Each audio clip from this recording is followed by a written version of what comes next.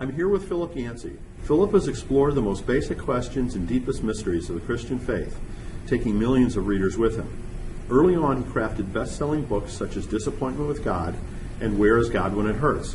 More recently, he has felt the freedom to explore central issues of the Christian faith, penning award-winning titles such as The Jesus I Never Knew, What's So Amazing About Grace, and Prayer, Does It Make Any Difference? His books have garnered 13 Gold Medallion Awards from Christian publishers and booksellers. He currently has more than 15 million books in print, published in 35 languages worldwide. Thank you, Philip, for joining us today. My pleasure. As you know, Frederick Buechner will soon be turning 90 years old. Is there anything you'd like to wish him on this great milestone? I'd like to wish you, Fred, a big thank you for being the pioneer. You have shown us the way. There are so many religious writers who write only about that ethereal spiritual life, and you have shown us the way to combine faith and life. They're the same thing. God is in the midst of all that we do, all that we think, all that we enjoy in this world, and you've shown us how to live. At the same time, you've shown us how to write. Well, thank you very much, Philip. I'm sure Mr. Buechner will greatly appreciate hearing from you. Can you tell me how you first learned about his work? Yes, I got a little book called Telling the Truth from the publisher, a friend of mine, and I tucked it away, as I often do, and then one day I pulled it out and started reading it. I was a magazine editor, so I had piles of books on my desk, and started reading it, and I thought, I can't read this in the midst of a pile of books. I need to take it home and give it the time that it deserves. By the time I finished, I immediately ordered 10 copies and sent them out to my 10 favorite suppliers. Those would be artists and writers that worked for the magazine. It captured the whole sweep of the gospel in, I don't know, less than 100 pages, I think. The gospelist, tragedy, comedy, and fairy tale. And I thought, he combined literature, the real world, the message of the gospel in such a wholesome and sweeping way. It reminded me of the book of Romans, how it tells the whole sweep of the story of God's love for humanity in a winsome and attractive way. What would you say attracts you the most about Mr. Buechner's writing? I think, first of all, he's a master craftsman. He tackles different genres, fiction, different kinds of fiction. The Leo Bebb stories are so different than Son of Laughter or Godric. The essays that he does, I mean, who writes essays anymore? But they don't sound like essays. He is a novelist, started as a novelist, and that narrative drive and that use of suspense and the techniques of fiction are present in all of his work, whether it's an essay or a theological reflection. And then in some ways he's invented his own genres. I think of Peculiar Treasures, Wishful Thinking, Alphabet of Grace, some of those, where I don't know anything like them. He kind of came up with a new genre, wisely sensing that there are a lot of theological words that really aren't worth a long chapter explication. Rather, they're worth a reflection, a short reflection. And no matter what genre he chooses, he fills it to the best of his ability and shows us a different way of perfecting the craft. I know you mentioned Mr. Buechner's influence on your life and your career in one of your books, Soul Survivor. Mm-hmm. You want to talk a little bit about how he's influenced you? Yes, I think he was very courageous in the choice he made. Here he was being celebrated as the next great literary light, this young man who was winning awards and getting great reviews for his fiction, and to make the choice of going to seminary and becoming an ordained pastor was a very courageous choice. And not all of his relatives, I know, and certainly not all of his friends or colleagues, understood or appreciated that. They thought he was throwing his life away. And yet, Fred Buechner showed us that the pastor's life it's not a life apart from what he was doing as a novelist. He was communicating the best news of all, but in a way that reflected the fullness of life. You know, when Jesus came, he said, I came to give you the very fullness of life, life abundantly. And a lot of people, when they think of Christians, they don't think of full lives. They think of narrow lives. They think of people who are missing out on this, missing out on that. And Fred showed us, both in his life, I think, and also in his writing, that indeed the life which includes God, the life which is oriented around God, is the most full and rewarding life of all. That was not an easy thing to do, coming out of his environment, coming out of this part of the country where he grew up, coming out of his family, but he felt called. There's no other word for it. He felt chosen and called and needed to be faithful.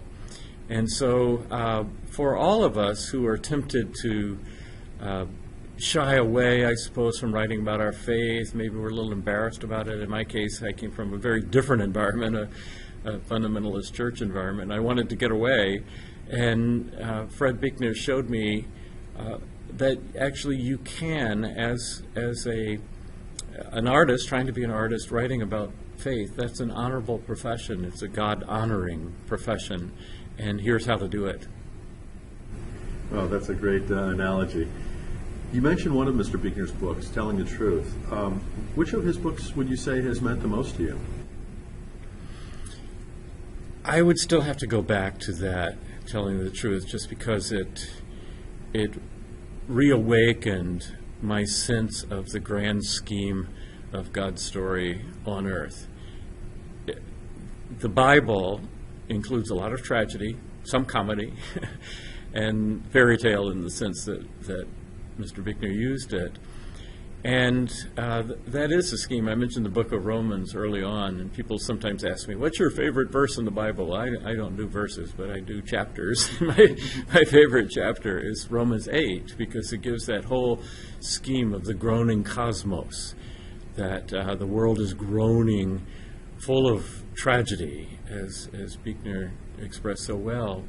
And our hope is that God is not finished with that world. God has not given up on the world. More, God is not causing the groaning, but rather God has promised to redeem it, to restore it, to make it whole. That's a hope that we need as human beings, because we live on a fractured, fearful planet with apocalyptic threats around us all the time. And so I guess I would go back to that as the book that cemented for me, this really is true, this that we proclaim. It's a hope that we desperately need, and it's a realistic hope. It's not a denial, a form of denial. It deals with all the tragedy as well as the comedy. And Fred loves a great joke. Every once in a while that humor will shine through in his writing. I've tried to write a little bit of humor myself, and it's very hard to do, but he can pull it off. And the fact that he can express all of that, the tragedy, the comedy, and the fairy tale of life, is something I marvel at. More broadly speaking, what influence would you say that Mr. Buechner has had on Christianity and the world at large? A book recently came out on what is called the greatest single book of apologetics in contemporary time. And it's not very contemporary at all. It's a little book that C.S. Lewis wrote called Mere Christianity. He gave it as a series of radio talks in the darkest days of World War II. And when I think of that phrase, mere Christianity, that is what that Fred Buechner has presented to the Christian world. It's a world, we live in a world of polarization, and I know very well the kinds of attacks you get from this branch of the faith and that branch of the faith and this branch of skepticism, agnosticism, atheism. There are a lot of angry people out there. And if you tackle an issue, so for example, some of the gender issues or abortion, you're just going to get all sorts of attacks from all sides. And C.S. Lewis first, Fred Buechner following in his path, focused instead on mere Christianity, the thing that all Christians throughout history may share in common. maybe not everybody does, but they didn't focus on those things that divide us. They focus on the things that unite us. And both Lewis and Fred Buechner, and I'm sure Frederick Buechner, as he writes, I'm sure he deliberately makes a conscious effort to avoid those areas of that just aren't important, and focus on the essentials of the gospel. And if you strip away those divisive things, and really that's what turns the world off. They see the church squabbling and fighting and inventing new denominations. But if you could get to the core of what Jesus proclaimed, then that's a message that the world desperately needs. And the contribution that Frederick Buechner has made at this particular point in American Christianity particularly is to remind us of the essential thing, what's most important, as C.S. Lewis did some 60 years ago. I realize this next question is difficult, but if you were to sum up Fred or Fred's writings in a few words, what would you say? Fred Buechner primarily incarnated concepts. I guess that's what I would say. He's not a theologian in the classical style like a Karl Barth or Jürgen Moltmann, someone like that. He's read them, quotes them. But because he began as a novelist, he's much more interested in this whole drama of human life. And he expresses what I believe to be true, that Jesus brought to the world's attention, but he expresses it in lives and characters. They're not disembodied concepts. They're not left-brained only. He's using both sides of the brain here, creatively expressing what he believes to be true in a way that retains the mystery and the mess of humanity. And that's a tricky thing. It's so easy to want to pin everything down. Novelists know you can't do that. And because Fred started as a novelist and came to faith later as an adult, he has never lost that novelist view of the world, the faith that is so important to him, that he expresses as an ordained minister, is never disembodied. It's always incarnated in his characters, in his words, and life and thought come together in Frederick Buechner. Well, this has been wonderful, Philip. I really appreciate you spending the time with us. Before we finish, is there anything else that you'd like to say? I'm so glad that Frederick Buechner is 90 years old. We've had a rich, full life. And one of the things that I've enjoyed just with the periodic contact that I've had with him is watching him go through the seasons of life, both as a person and as a person who makes his living by writing.